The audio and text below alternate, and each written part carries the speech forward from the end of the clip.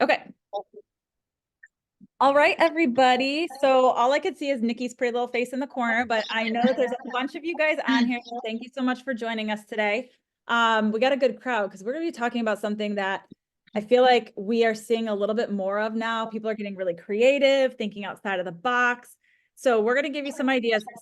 Now, because we've been talking about this all month, I don't know if you guys have figured out, but we've had like a theme all month of client relationships and how we're going to, doing things kind of different, right? So today we're going to be talking about unconventional farming for the modern agent. I'm getting feedback. Is there somebody not muted that's giving feedback? Do you hear it? Does anybody else hear it? Oh my God. I don't know if you guys heard that. My cats just lost their mind. No, everybody's muted. Okay, cool. I don't know why I'm getting feedback. Okay, cool. Well, let's move on. Okay, so in a modern world, you have to stand out. And we hear this all the time. Always, we got to stand out in some way, shape, or form, whether it be with our niche or with our marketing or with whatever it may be. But we have to figure out how we can do that. How do we actually stand out in this business? So, first things first, we're going to talk about farming 101. I am still getting feedback. Hold on. Do you guys hear any feedback? You do? Oh, I don't. I do. You do. Okay. I'm trying to figure out why. I thought maybe I accidentally had Facebook up. Nikki, you don't happen to have like Facebook up or something, do you? I don't think so. Hang on. Let's look. Do, do, do. Okay. Diana's getting feedback too. Nicole, do you have anything electronic running in the background? No. Because that's one of the causes of it. No, I don't. It's really weird. I don't have Facebook up, so I'm not getting feedback from that. I don't either, but I'm just gonna close out of everything that I have. Okay, yeah. Like I said, I've said this on every Zoom we have, there's always some sort of issue. I wonder if I just stop sharing and see if that changes anything. I'm still getting it. I don't know what it could be from. Nobody is I have all my tabs closed. I don't know. Weird. So weird. Is that any better? Did that change anything? Nope, I still got a little bit. It's so bizarre. You would think that all of this stuff that we do would like on Zoom, that it would all be easily fixed or easily done. Let me try something here.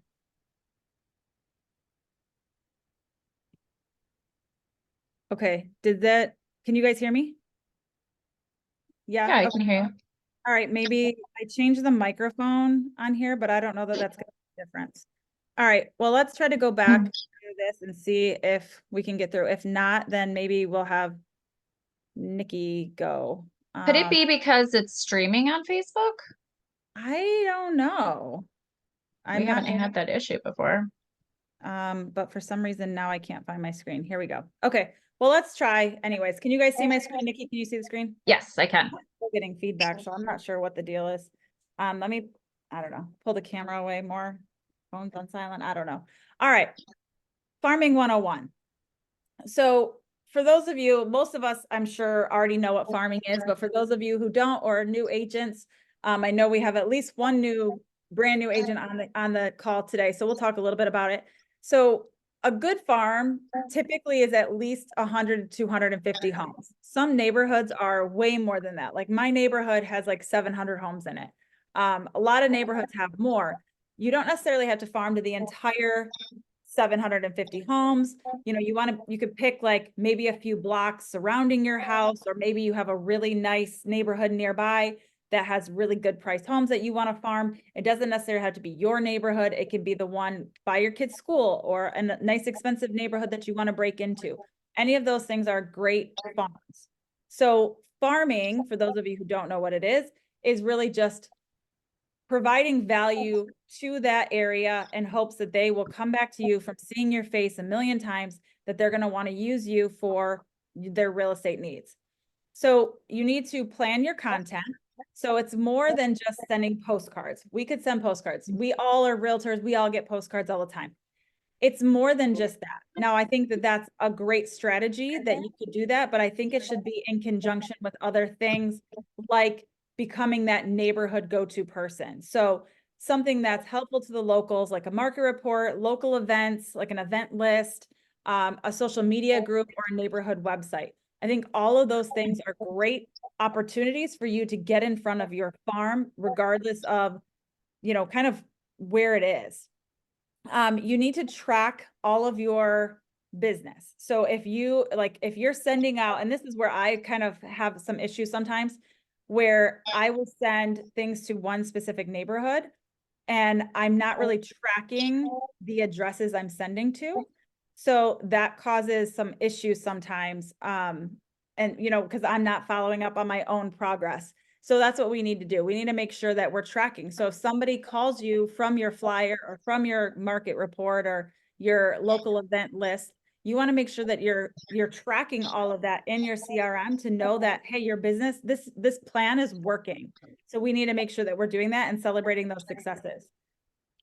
You want to make sure that you're delivering value, like I just said. So it's more than just the postcards.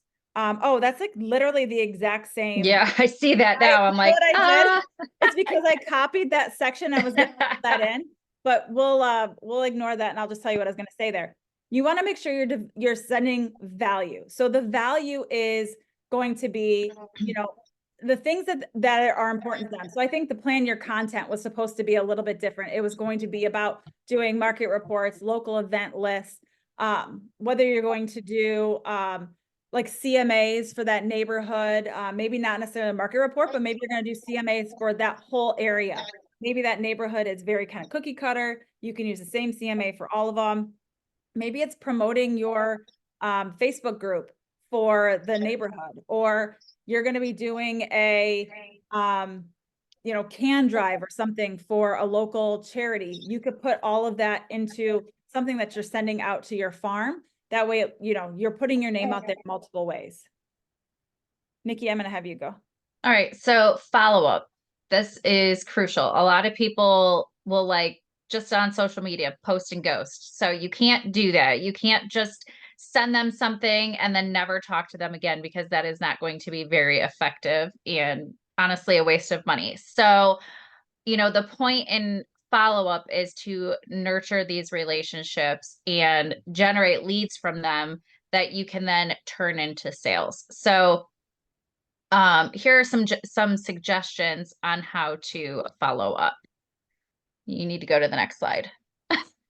Sure. I'm just, Donovan okay. said it's weird because I have feedback, but you don't. So I don't know. It's got to be Yeah, I don't have feedback either. I'm going to mute me just in case. Okay. So mailers, that is a very common way to farm. And it's a way to stay consistent. So you can set up for a mailer to go out once a month to your farming area, and that helps stay consistent. So different companies that I've used Corefact. Wise Pelican's a good one. The personal marketing company I've also used. And you can choose what you're sending out to people. So you can choose to send, a postcard with a recipe on it, or you can do one that's a home evaluation and has a QR code. And we'll talk a little bit more about QR codes as we go. But QR codes are a great way to follow up with people, because depending on where you're having them go with this QR code, you'll know who is scanning it and what information they're trying to receive from you. So that is a good way to follow up with people. Yeah. So, I think what's important is that you don't want to just constantly send out just listed, just sold, just listed, just sold. While I think that that's helpful, it's not always what the consumer wants to read. It's not providing them value. It's not. So I sold a condo. I think I've talked about this on here once before. I sold a condo in a neighborhood And my client went over, found a flyer that she got from another competing agent, gave it to me. And I was like, this is actually really cute. She was like, well, you could take it if you want to use it as an idea, but it was a trifold brochure. And when you opened it up, it had all the listings that had sold in that specific neighborhood, all the prices. And so I feel like that is more valuable than just saying, hey, I sold the neighbor's house. But sending out like the baseball schedules, the football schedules, you know, like recipes, stuff like that. People want to keep those things, and if they'll stick them up on their fridge, and then they'll have you sitting there all the time. So hopefully you're top of mind when it comes to the next step. Mhm. So this is what you were Okay. talking about a little bit Yep, the trackable codes. So I've had I had some success with the trackable codes. A lot of them were, you know, what is your property value right now, or how much equity do you have in your home? So it's creating a really strong call to action, which then you can see what homeowners are, you know, what information they're wanting to know. Um, and then I know with CoreFact, when they scanned the QR code, it sent me a text immediately that said who scanned it and what their address is. And so then I could immediately follow up with them regarding whatever it was that they scanned. The majority of them were home estimates, like what they were wanting to know. So market dwellings has a bunch of different things that you could do kind of outside of the norm. So this is like taking it one step further. So these could be things that you mail. These could be things that you drop off. Obviously with the candy boxes, those are going to be drop offs, with the door hangers, drop offs, but something a little bit different. So I loved, they have these like clean, dirty signs Mhm. for your dishwasher, magnets for your dishwasher. Love that idea. The emergency important numbers list, I thought that was unique, a little bit different. They could put up on their fridge. My oh, you can see my subheading is on there. I never deleted that out of there. But you know, the real estate market's blooming, put a little pack of forget-me-not flowers, or you know, whatever flower seeds you want to put on there. I love the little boxes of candy. I think that's super clever, unique. You just tie it to their doorknob. It's something different, and it doesn't always have to be a, you know, like I like this one, like lucky to be your neighbor. Like you could send that out, send it Mhm. out to like 10 of your closest neighbors, right? You don't have to do that for the entire neighborhood, but maybe you do that for like your close neighbors, and then you do like a door hanger for some of the other ones. So market dwellings, excuse me, market dwellings will give you a 10% off code if you use my code down there, Nicole Elizabeth, and you can get 10% off everything from market dwellings. I like that clean and dirty magnet. That's a really good idea. It's a different idea, right? And I've seen people do like the jar, like the little rubber jar things that you can open jars with a Mhm. cute, you know, saying on it or something. I like those. I actually looked into those a while ago, but I did ones with the measurement equivalents as a Mhm. magnet. So I printed all those off. I thought those were really unique and different too, because then it's got, like, it says something about like measuring up for your, to be your realtor or something like that. Find a realtor that measures up, I think is what it says. And it's got my name and it's really cute. I found it, I think I copied somebody's design that I saw in like I think it's like Canva for real estate agents or something. I thought it was a super cute idea. But that was another great one. And I mean, it's a little more expensive to mail because it's heavier, but it wasn't like horrible. Right. Um, so neighborhood domination. These are things when you, especially like in your neighborhood, these are great things that you can do. It might be a little more difficult to do things like this in other neighborhoods. So I personally, I joined my social committee within my HOA so then I could do stuff like this. So right now, our neighborhood, like I said, it's huge. We don't do like any sort of, you know, food trucks or anything like that. So I pitched it to our team, and they were kind of like, oh, we've talked about that, but you know, people are kind of, the HOA is kind of weird about liability. And I was like, well, and traffic, they were worried about traffic. And where I live, I'm kind of tucked back, but I'm on the main road that comes in. So I was like, well, what if we just use my driveway? And we just have Mhm. the food truck park in my driveway. It won't impede any traffic. There won't be any issues. So I think that's what we're going to do. And my neighbor who lives behind me was like, oh, we could do it in my driveway too. It's even more out of the way. but it's still like on that main street coming in. So it's really easy, tons of parking, but we could do food trucks. We could do, and so my thought was most neighborhoods, you bring in a food truck, they're just paying for their food themselves. You're just providing it. But what I considered doing was maybe paying the first $300, and I could split that with a lender. And then I could have a lender come in and chip in half of it. And it could say like, or even like a organizer or something, and just say, hey, this, the first $300 is on me. I'm a local real estate agent, and on so-and-so who's a local stager or organizer or whatever. You could do this with ice cream trucks, like the last day of school. You could do this like for if your neighborhood does like a 4th of July parade or something like that, or you could start a 4th of July parade. You could do all these different things to really take over your neighborhood and become that dominant person. Coffee trucks too. I think coffee trucks are a good fit. One of the ladies who I'm working with on getting the food trucks said that where she moved from, I think she was in DC, they had like a food and donut truck, pastry truck that came every other Sunday. And the line would be like down the block. Everybody wanted to get their coffee and their pastries from the truck. So I thought that was a super cute idea. Go ahead, Nikki, you could take this one. Okay, so going back to, the food trucks and going into more detail. So it's, like Nicole said, organizing an event for the neighborhood so that everybody can plan ahead, plan to be there, invite their friends, family, and then it overall makes the neighborhood look good too, because they're like, oh, this neighborhood has so much fun, and they remember those things when they are talking to others that might be interested in moving to the area. So the whole goal is to cultivate relationships. So you are bringing all of your neighbors and the residents together in a very casual setting where people can basically network and get to know each other and socialize, which then leads you to possibly find more business connections that you can use locally as well. Absolutely. So neighborhood contest, you want me to do this one, Nikki, or you want to talk about it? No, go ahead. So I feel bad though, because I feel like I have so much feedback on my end. So things that you can do, some other things that you can do in your neighborhood, if your HOA is not already doing this, or you could work with them on doing this, is to do some sort of competition within the neighborhood. So maybe the best decorated yard for the holidays or Christmas light display. You could do a neighborhood egg hunt. I know that I've been seeing a lot of people now doing like the egg your yard. So people can sign up to have you or the business who's doing it. I saw it as like a fundraiser. So people could pay $35 as a donation, and then that organization would come and put eggs all over their yard and hide them for the kids to go out and get the eggs in the morning for Easter. I thought that was a super cute idea.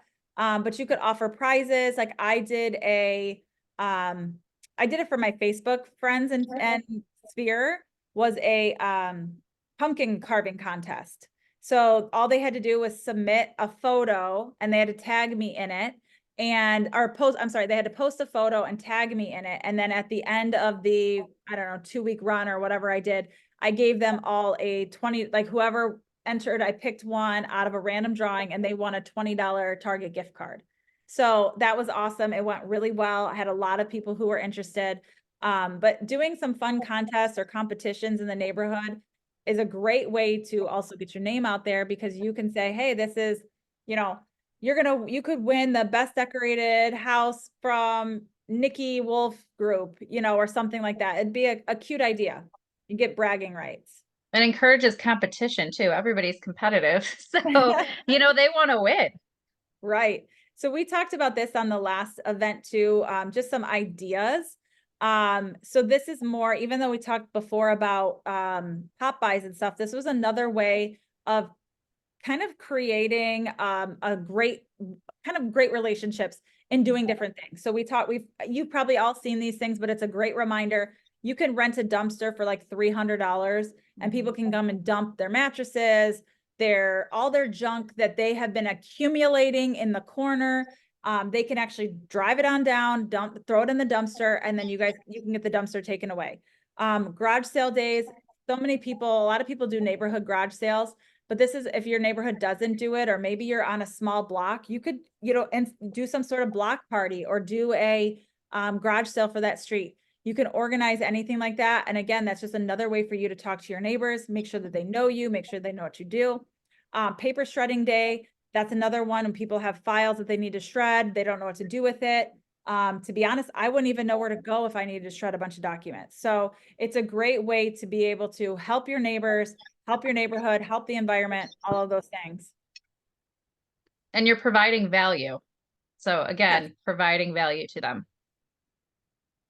So the purpose of organizing these events is to go beyond the traditional real estate marketing mailers and stuff like that. Yes, those can be effective, but the majority of the people are already doing that. So it's thinking outside of the box to create these meaningful connections and getting in front of the people that you want to do business with. So in doing this, they're getting to know you so that they can know, like, and trust you. You're increasing your brand recognition, and hopefully, as it should, lead to a larger stream of leads, if not from your neighbors or the people that you're farming, from people that they know that they're passing your name along to. So in order to make these events affordable, you need to typically would want to partner with somebody. It could be partnering with another agent. So maybe you and another agent in the neighborhood or another agent on your team who wants to get into that neighborhood. You guys could work together on farming it. I know Nikki works with a couple other agents in her area that they team up for open houses, they team up for door knocking, they team up for all these different things. And I think it's a great idea, again, preaching that competition or the collaboration over competition. But you could also work with your title companies, lenders, insurance agents, other businesses who are business owners who are in the neighborhood. Maybe one of your neighbors owns another small business in town. Maybe they would like to be part of this, or maybe they would like to give away a gift card or something at your event and they want to be involved. One, it's going to help take the pressure off of you to plan everything. You'll have another partner to help you, but it's obviously going to cut down on your costs too. So when I've done things like mega open houses, that's another thing that, you could do for your neighborhood or for your listings is to do a mega open house. That is something, I don't know, we don't have that in this document, do we, Nikki? Have what? Mega open houses. Mm-mm. Oh, well, I'll talk about it really quickly. You guys may have heard of these before, but instead of just having a regular open house, like whenever I do open houses, I have some cookies and I have some water, or you might see like Nikki did cute little bags before for her clients, different things. Everyone does things a little bit differently. One thing that I have done is I brought in a food truck. I think the last one I did, I brought in a coffee truck. So they had coffee, smoothies, pastries, and I just did a minimum. It was like a $500 minimum. I split it with myself and my lender. So we each paid $250, and we invited the whole neighborhood. So we sent out flyers to the whole neighborhood. Again, the lender and I split the cost of the mailers. They mailed them out about a week and a half before we were going to list the house for sale. And it really helped get a lot of business there. A lot of passerbys. We kind of put a little sign out that said free coffee. So people stopped by, walked through the open house, got their coffee. It was a great way to show that neighborhood, hey, this is something that I do that's probably different than the normal real estate agent. And I can do for you, so you should hire me. Yep. All right. So let's go to the next one here. Well, So real quick. So farming the neighborhood, that if you are doing an open house and you're not inviting the neighbors, I feel like that is a huge missed opportunity, because they know people and they probably know people that want to move into that neighborhood. So inviting them is super important. It also allows them to see, what other houses in the neighborhood look like compared to theirs, because everyone always thinks that they have the nicest house. So allowing them to, walk through a house in the neighborhood, see what it's currently being sold for, I think is very valuable. How do you invite the neighbors? What do you do? I personally door knocked and handed them an invitation to the open house and said, it said something like, help us pick your new neighbor. And then that gave me FaceTime with them as well. So I was able to chat with them. Obviously, they want to know what it's being listed for. And it was super beneficial for me. I had like 4 appointments booked from just talking to the neighbors. So, and then they also did come by the open house, talk to me some more. But I actually went door to door and invited them. And I think I missed out on a huge opportunity for a listing that I had last year. There was a house that sat on the market for 6 months without selling. I came in, because this poor lady didn't realize that she could cancel her contract, her listing contract.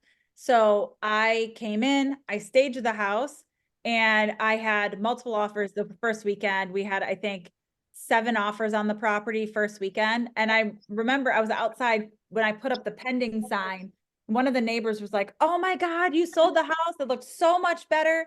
So I think I totally missed out on an opportunity to go door to door and just be like, "Hey, I know this house has been sitting on the market for a while. We're under contract. We had 7 offers first weekend." Like that would have been a huge thing for me if I would have thought about it or taken the time to go do that. So don't be like me. Don't miss those opportunities to be able to go through and brag, because if you're able to brag to the neighbors, like, "Hey, this house sat for 6 months without an offer. I come in, I took care of it. I knocked out I knocked the marketing out of the park."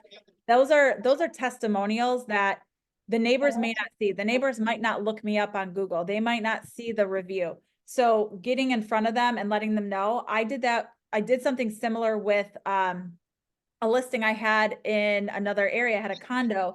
So I sent out invitations to everyone to the open house.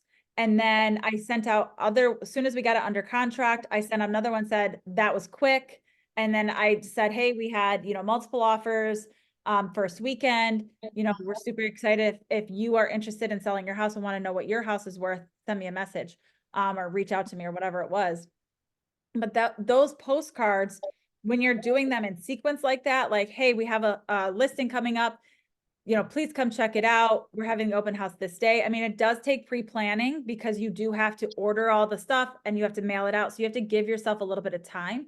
But if you are allowing yourself that time, or it just so works out that you're going to be able to have that time, it's going to pay off in the end, because you're going to be able to get in front of those clients through that whole thing. And then when it sells, you could do another one that said, "Hey, we sold for this amount over list price, let us," again, same call to action. If you're interested in selling your house, reach out to me. That way your client is and I send it to my clients too. So they know that I'm sending these things out too. So just another idea to just kind of set yourself apart is sending them in sequence of when you have a listing. So I have done this too before with when I knew I had a listing coming up in a neighborhood, I farmed that neighborhood beforehand with I can't even remember what I sent out. I think I just sent out, I honestly, I don't even remember, but I sent something out and then I listed the property. So now they're seeing my face on the mailer, then they're seeing my face on the sign. And then when it sold, I sent out another document showing, or another thing showing that the house had sold and what it had sold for. So just again, repetition, and it's putting me in front of them multiple times. So this is another thing you could do. So I don't know if you guys follow like Molly Rodham or Amanda Albrecht. We've had them both. Albrecht, is it Albrecht? Albright. Albright. So if you follow them, most people, I feel like a lot of them do. We've had them both on Modern Agent Blueprint. But you could do some things like one of them, I think Molly was doing like sourdough kits that she was taking to the neighbors, or charcuterie board things that she was taking to the neighbors. You could do something like that. Or if you want to do something a little less expensive or a little less, I think hers was like $20. You could do something a little bit smaller. So like just add the ice cream. You could drop something like this off if it's a summertime listing. A pizza night kit. That's another cute idea that you could be sending out, taking to the neighbors. Or these could also be things that you are farming to your neighborhood. Maybe again, you're picking 10 houses out of that bunch and you're doing something like this. I thought something cute that would be very inexpensive, going to Costco, get a box of pretzels and put something cute on it. Like, "Don't get it twisted. I always have time for your real estate questions." Something That's cute. like that, just be clever. I mean, I am least clever person. I mean, if we're talking, I can be clever, but when I have to like name something or write it out, it's like, it's gone. Like, I don't have it. But this is a great way that you can do some cute marketing. You can look on Pinterest. Amanda always has amazing ideas for marketing. She just sent out like a spicy margarita kit to everybody for Margarita Day. Like, there's just a lot of cute things that she's thinking way ahead of time. So if you plan some of this stuff out, you could really do a lot of this. I know that there's a realtor, a big team in our area who they will do like quarterly pop-bys for their clients, and they'll do like a pizza night kit. So that was something I thought, I saw this on Pinterest and I was like, oh yeah, I forgot they do something like that. I mean, even like a bag of cookie mix and like a little wooden spoon from Hobby Lobby or something, or the dollar store. Things like that are cute, like a little scooper or something. It's not going to cost you a whole lot. You could do something really cute, throw it in a little cheap bag from the dollar store, and you could send those things out or take them door to door for your, you know, door knocking for your open house or your listing. Or if you're just trying to go door to door for, you know, farming in general. People are so grateful for these gifts. Like they're, even though it's a very small gesture, they're so appreciative of it because they're not expecting it. Yeah, exactly. Nobody's expecting to get a door knock and somebody deliver them a present, you know, like nobody, I think that that's an awesome idea. Nobody has ever door knocked me with a present. It's always somebody wants to sell me something. So or they stick it on your door or like in between your door and then it's like flying away. Yeah. So and I think too, like, you know, you're giving them something, which then in their mind can definitely mean, oh, I need to give them something, but it shows it just a token of appreciation. One thing I did for we'll go back to neighborhood domination. I don't know if anybody does this, and I didn't think to put it in this presentation, but we'll talk about it, is the, like, you've been booed things for. I loved that. Yeah, so we did that for Halloween. I lived in a new build community, so everybody was new. There was like nobody who had been there for longer than a couple years. So I started the You've Been Booed, where I did like a little basket with a bunch of cute little Halloween things. And then we just went, my kids had to run up to the door, drop the box off, or drop the little, I think it was like a little bucket, drop the bucket off, ring the doorbell, and run back to the car. And they were so nervous, but it was so cute. And then everybody in the neighborhood got booed. So everybody got a little, you know, all the neighborhood kids each got their own little boo basket. And it was so cute. And I love seeing, like, I'd look out the window and I'd see kids running to the car or running around the corner. And it was like the cutest thing because you know exactly what they're doing. But it was really cute. But the whole idea of the pop-bys, the marketing, we did a whole segment on pop-bys on the last event. Or mastermind. So you can go back and watch that if you missed it. But you really want to do this to strengthen relationships. You're going to stay top of mind. And then hopefully if they're not selling, they know somebody who is. Nikki, do you want to do this one? Yeah. So I've been doing these door hangers and they've been pretty successful so far. It's not even really asking them for anything. It's just telling them, hey, I did one for Thanksgiving. So I said that I was thankful and grateful to be their neighbor. I'm doing one for St. Patrick's Day that I'm going to include, you know, the gold chocolate coins, and it says, you don't need luck to sell your home, you have me. Now that one is marketing towards me and selling your home, but again, it kind of goes with the holiday theme. I don't feel it's too intrusive. It's just, you know, providing them knowledge and a little gift. So what makes a pop-by successful is the personalization. So this is obviously personalized with my photo, the holiday, whatever. It's being very authentic and genuine, which is what you want to convey to these clients, potential clients, because you don't want to come off like everyone else does. You know, we have like 2,400 agents in our area. This is how I'm going about differentiating myself. And they're getting to see what I look like, who I am. They're associating, you know, me and what I do with gift giving and providing value. So that is how I'm going about differentiating myself with these pop buys. And it's showing them appreciation for, by giving them these chocolates or whatever it may be. So if you if you guys don't have a Facebook group for your neighborhood, you can always start your own. So when I moved into my neighborhood, again, huge neighborhood, I asked the HOA, like, hey, do we have a Facebook group? And they were like, oh, we have one, but it's not really active and there's no admin, so we don't really use it. You could just use Nextdoor. But with Nextdoor, you can't really market to your neighborhood at all because it's, you just have to hope somebody in the neighborhood sees it. And to be honest, I feel like Nextdoor is more like, hey, I heard a loud boom. Anybody else hear that? It's like nobody's on there like actually talking about like the good things that are happening in the area. It's mostly like complaints, which I know sometimes the Facebook groups are like, hey, I saw a fox in the neighborhood, watch your dogs. But I mean, it's also helpful because obviously you'd want to know that. But you could always start your own neighborhood Facebook group.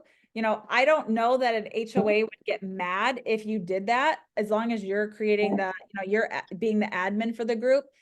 I'm part of my HOA now, so I have asked, hey, could we really work at, making this Facebook group more functional for the neighbors? I think we can market in that group. We could talk about the upcoming events. We could have connections for, maybe somebody needs a babysitter, and people could recommend a babysitter, or maybe my kid wants to babysit, but doesn't really have a great way to get that out to the neighborhood without dropping off flyers, which is not ideal for a 16-year-old. So, it's something that, you could really hone in on. And then because you're the admin, you could also be posting upcoming listings or a listing that just sold in the neighborhood or whatever. We do have one lady who lives in my neighborhood who has a Facebook group for my neighborhood, but all it is real estate. So there's not really a lot of people in there because all she posts is real estate. So it's not really helpful. It's not really providing any value besides, hey, new listing, new listing, new listing. And there's no follow-up on, hey, this house sold. There's no follow-up on it. So, it's like those things where you look at it and you're like, oh, I could do better, do the next, take the next step, do the next thing. Okay. So with your neighborhood Facebook group, you have your targeted audience. I'm not going to read all of this, but you have your targeted audience. You establish authority of your neighborhood. You're able to build relationships. I mean, let's say your Facebook group does take off. You're going to probably need some other admins. So you find those people who are commenting the most or whatever, ask them to be part of the group. Now you have a friendship with these people if you don't already.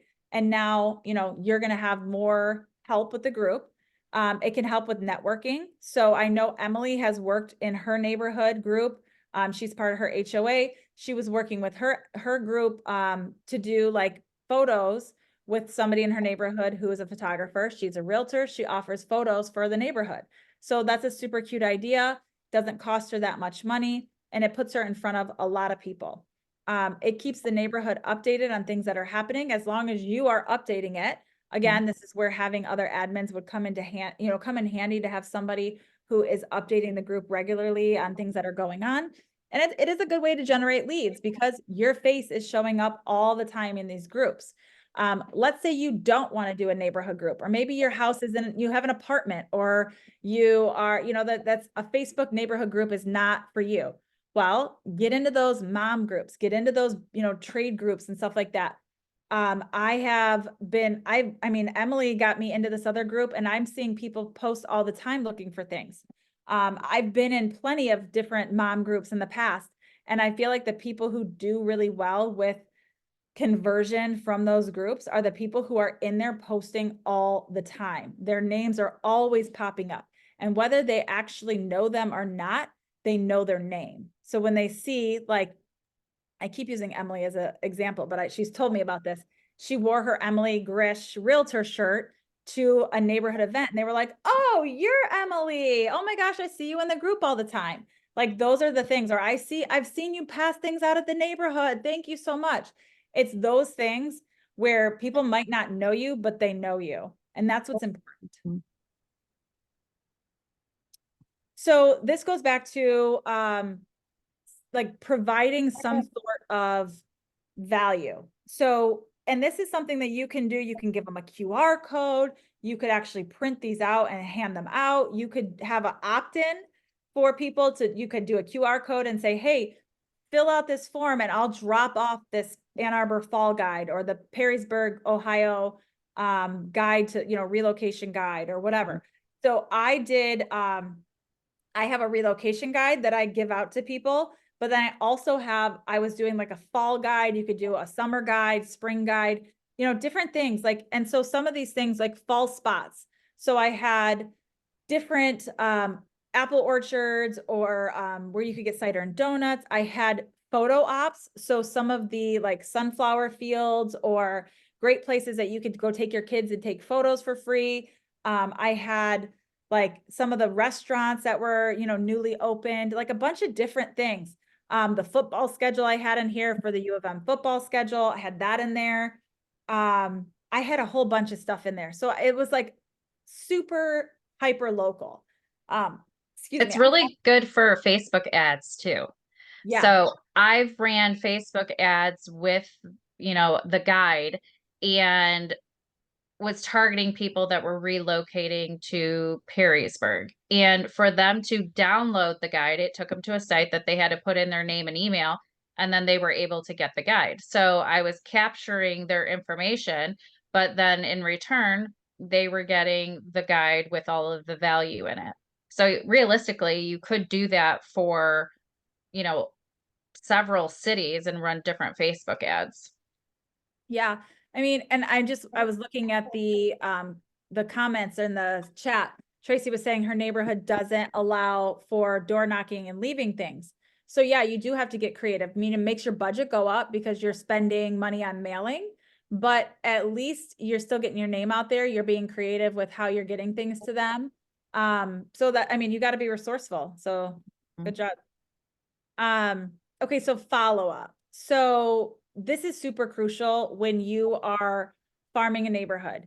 You can't just do like the one and done, which I think a lot of us are pretty good at doing like a one and done. You do that one flyer, you do that one mailer, and you're like, dang, that was like $300. I got nothing out of it. Well, how did you follow up with them? Did you do any sort of follow-up? Was there any sort of plan or just like, hey, I sold this house. Bye. Farming's a long game. So it takes, all the research says if you are consistently farming, it could take 2 to 3 years before you see your return on investment. And we are in such a society where we want instant gratification. If we didn't get something in return for the first effort put forth to do it, we're like, nope, we're done with that. So, just keep in mind that farming can take a while to see your return. Yeah, I mean, so the best thing I would say is, depending on what you're sending out, like if you're doing a CMA or you're doing a candy drop off, I think it depends on what you're sending out to basically to see what's coming back to you. So you don't necessarily, if you're dropping off candy, you don't necessarily have to have a follow-up plan. But if you are dropping off like CMAs or you're dropping off something like that, little handwritten notes, emails, send, do your 10 neighbors and send something out and then wait a week or two and send something out. Just like, hey, hope you got that, hope you got my gift in the mail. Hope all's well, just letting you know I'm here. Like short and sweet. I mean, if you have their email or phone number, even better. You could send them a quick text.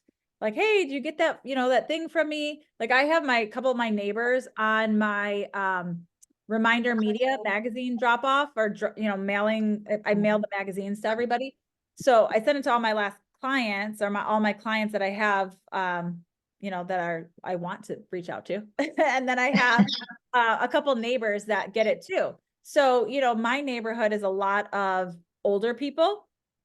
So I am really trying to like make sure I stay in front of the market because I want people to know that I am here. So when somebody, moves in with their kids or decides to sell their house for whatever reason, I'm here. Somebody sold a house down the street for me and they use cell phone photos. So I sent out a mailer to everybody on this block because I know everybody here had to look this house up. So I sent out a mailer saying, talking about the importance of proper marketing on a property. And I sent out basically pro tip from a realtor. So I did not send it to that house directly, but I sent it to every other house. So, you could be a little creative with, importance of things, people don't know this stuff. So if they, it comes down to it, it's important. And you might want to know. Go ahead, Nikki, with this one. So consistency, having regular communication. So stay in touch regularly with them, but obviously you don't want to overwhelm them by nagging them. So providing them little tidbits here and there. So that could be a newsletter, holiday greetings, a personalized card that just says, hey, thinking of you. Maybe you saw that their daughter just made the cheer team, or basketball or what have you. I know in my neighborhood, they'll put little signs out that they are, Perrysburg cheerleader or what have you. It's a great way to spark a conversation and make it more personal. So, and doing that on the regular. There you go. Okay, tracking your success. So this is super important because if you don't know if your marketing attempts are successful or not, how can you move forward per se? You could just be wasting money. So you need to be able to analyze what's working and what's not, and then pivot to maximize your return on investment. So creating a plan to effectively track the success of it is super important. So first, you should define your goals. So what is the goal of farming? Are you looking to create more connections with people? Are you looking for more listings? Are you looking to bring buyers to the area? What is your overall goal? And then dial it down a little bit deeper. So how many new leads are you looking for?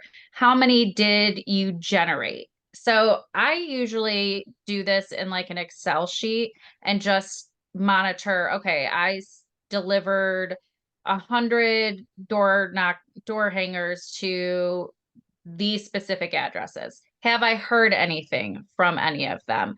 If I did it lead to a lead, or just really monitoring the progress of it and tracking the success or not. So, and putting all those people in your CRM too, that is super important because that's another way that you can stay in contact with them as well. Keep a detailed record of all of your expenses relating to your farming efforts. And that does also include if you're doing any kind of direct mail campaigns. This will also help you see, okay, how much, if you got a lead from it, how much did this lead cost? If you only got one lead from an event that you hosted that cost you $800, okay, that lead cost you $800. Or maybe you didn't get any leads from it, so now you're just out $800. But maybe you get a lead a year down the road and you find out, oh, it was from a neighbor that attended your 4th of July ice cream truck event. Now you can go back and say, oh, okay, so it took 1 year to develop a lead, but a lead did generate out of this. So this was a successful effort. Monitoring the lead sources as well. Did this person find you on Facebook? Did this person call you because of a just sold mailer? Was it a neighbor that you door knocked? And keeping track of all of those things so that okay, door knocking is successful, or maybe not. Maybe Facebook ad was more successful. Just seeing, and I think it varies based on neighborhood to neighborhood with farming, how they respond to each farming effort. And then just regular review and analysis of it all so that you know how to move forward in the future. Do you want to do this one too, Nikki? Sure. Okay, so static versus dynamic QR codes. There is a difference.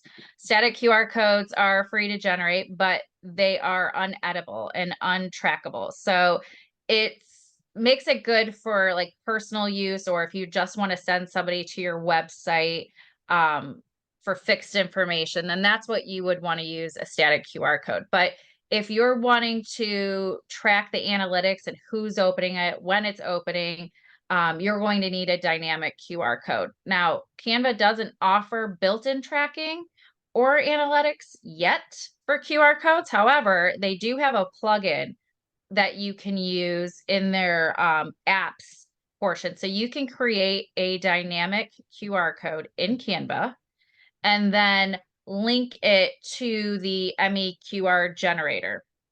So then it is trackable. It's just a plugin for it. And that is free. They do have paid versions if you want to track more extensive information, but this is a great way to see, oh, okay, I sent out a postcard to 100 houses and 10 people scanned the QR code. At least you know, they received them, they're looking at them, versus if you just send them a static one, you have no idea if anyone looked at it. So I strongly suggest the dynamic QR codes because then you're getting some feedback. Yeah, I think it's important because, I was talking to a website developer yesterday and, like I have on my website, I have a whole bunch of downloadable things, but you could just click on them and download them. So I have no way of tracking who's actually downloading these things. So if you have a QR code or you have an opt-in page for some things, you're going to be able to get those emails to build out your list. So don't short sell your, or whatever. Don't make that mistake. Sell yourself short. That's what I'm looking for. I'm like, my brain is not functioning at this moment. Yep. So that's all we have for today. So, Nikki and I wanted to put something out here for anybody who, I'm seeing a lot of people changing brokerages. I'm seeing a lot of people making changes right now. The biggest thing that we're seeing people tell us is that they're feeling unsupported, unmotivated, or they're struggling to see their business growth or not getting the support from their broker. So if that's something that you are struggling with and you're like, I don't even know what to do right now. Maybe I leave the business or maybe I leave my brokerage, reach out to us. We are happy to hop on a call with you guys and talk about how Nikki and I can help you with your business, with your growth. Just feel free to reach out to us. And all the calls are private. So we can send you, Nicole, can you drop the link, the Calendly? Oh, yeah. You know what, Nikki, you told me to have that ready. And that's okay. that ready. I'm going to stop sharing really quick so I can grab that. Okay, so she'll drop it in the chats and you can go on there and schedule a time that works for you for a just a call with us, and we can see kind of what's working for you, what's not working for you, how we can help and collaborate with you to get your business to where you want to be. I know everybody goes through a time where they're struggling. It's like real estate is just up and down, up and down, up and down. So it is nice to have, that tribe that's there to help motivate and support each other. I am still looking for the code. There is no charge for the call. The call is free. Kind of like a brainstorming session per se. Did you say you can't find it? It's making me log in and got it. I'm getting there. I'll get there eventually here. I thought I had it up and ready to go. Sorry, guys. Let's talk really quick. I know we're right at noon. Does anybody else have anything they want to talk about or questions that you have about what we talked about today about the farming or ideas that you've done that you want to share with us? Because obviously we're all about collaboration. So we'd love to hear from you guys about what's working, maybe what didn't work well. We just love some feedback. Really quick, I joined about 10 minutes late. Is the video going to be available on the YouTube channel? Yes. Yep. Okay, perfect. And it's also, so we currently are streaming it live on Facebook as well. So if you're in the Facebook group, you can go in there and watch it as well. But yeah, we always have it on YouTube. Pretty shortly after this, we had our VA sending out recaps, but our VA has gone MIA. So we will be back to sending out. Oh, I just sent it too, Nikki. I think that's the wrong link though. I don't know. Maybe it's not. Either one of these will get on our calendar. And if you guys have any questions about anything, let us know. But our VA, we're going to get another VA coming back from Modern Agent Blueprint, and who's going to help us with sending out those replays to everybody. And we're going to get back on that schedule. But they are always on YouTube. We upload them pretty shortly after because it has to like render and all that stuff. And then as soon as it does that, I get it put on YouTube for everybody. Perfect. And then can you post the Facebook group link so I can join it? Absolutely. Great. Thank you very Are much. you doing that or do you want me to? Nikki, are you doing that or do you want me to grab it? Is she talking and I I can't? can, sorry. I didn't realize I was on mute. Yes, I can post it. I was like, I had it minimized so I couldn't see what's going on. I'm like, Emily, oops. I would love for you, Emily, could you hear me? I don't know if you can. If you have anything that you've done differently, I know you do a lot of farming in your neighborhood. So is there anything, any advice you could give to anybody? The only thing that I would add on is being consistent. And like they were talking about, like, you know, don't just do one thing. Figure out your timing and be consistent about it. Because what I've noticed is, so I door drop to my 292 neighbors every quarter. I started July of 2021. And I had someone reach out to me. They had already had a listing agent, but they really liked my marketing. Well, they were divorcing, and I ended up helping one of them find an apartment. But now I'm actually working with them because even though they're divorced, they still do a lot of stuff together. They're looking at a new place, and I'm helping them buy. But then, so that was July of 2021. Then I did October. Then I did January. Then I did April.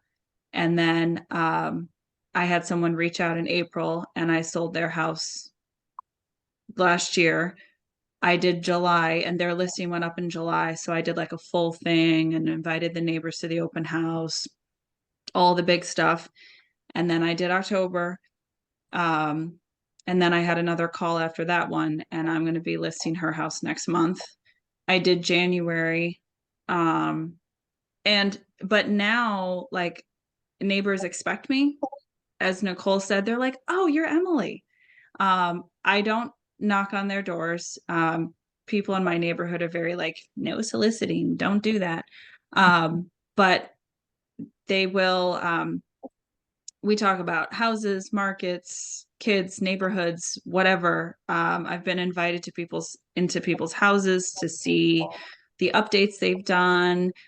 They let me know kind of what their thoughts are, what my thoughts are, what they think. But becoming the expert of the area means that I can talk to them about ranges and ideas without having to look it up because I know all of the houses, like the floor plans and the sales and everything going on. I don't have to say, well, I don't know, let me look it up. It's like, no, I know it. It's all in here. And yes, I am the president of my HOA, and I have been debating being admin or not because I don't want to skew the lines because not everybody likes their HOA president. But being on the board and being president has given me a lot of abilities to commingle different events with some of the marketing information and market updates that I give out. But I also try to, I'm not always like pushing people to sell. This last in January, the one that I did, it was a door hanger. And on one side, it says, you know, do you know how much equity you have? And then it explained what equity is, because not everybody understands that term. And then what people are doing with that. And so I left a QR code to the sign-in point on my site. So I had a few people check and see. But then on the back, I had like, here's something that you can do with your equity. And I partnered with a kitchen and bath designer who gave my neighborhood a promo code that if they want to do something with their house, but not necessarily sell, but have them update it, it gave them an option to do so. And with a discount code, which provides value to them, makes me look exclusive. But it's also, again, like I don't want people to feel like I'm trying to push them out of the neighborhood. It's like, if you love your house, but there are things that you want to do, here's a great opportunity for you. And I always tell them, like, I'm just trying to, keep you educated and everything.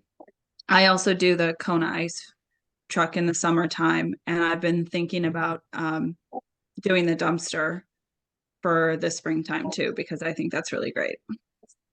Yeah, Emily does a really good job. She actually did a whole training for our team on how she does her marketing.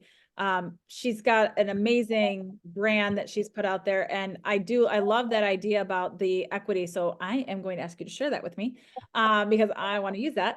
I was actually just talking to somebody else the other day yesterday about staying in front of people, because I had the unfortunate event of somebody who I had sold to before sold their house with somebody else. And I was like, no, like I send them birthday cards, I send them texts, I send them all these things, but they still went with somebody else.